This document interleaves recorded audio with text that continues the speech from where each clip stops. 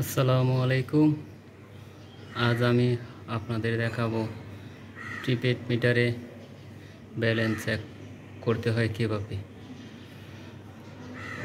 সবার বাসা বাড়িতে হয়তো বা প্রিপেড মিটার আছে, তো ছোটোখাটো সিম্পল বিষয়গুলি আপনাদের বুঝতে সমস্যা হয়। আজ আমি আপনাদের দেখাবো প্রিপেড মিটার থেকে কীভাবে ব্যালেন্স চেক করতে হয়। প্রথমে 801 338 টাকা আছে।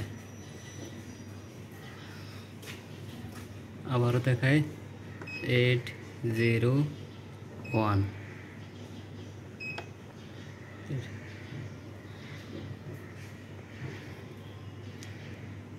801 338 টাকা, 438 টাকা। আরেকটা মিটারের মধ্যে আপনাদের দেখাই 801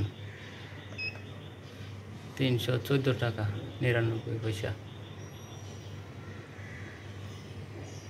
আরেকটার মধ্যে আমি আপনাদের দেখাই 01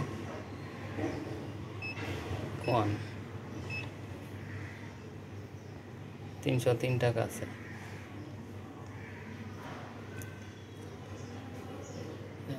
আরেকটা মিটারের মধ্যে আপনাদের দেখায় 801 699 টাকা।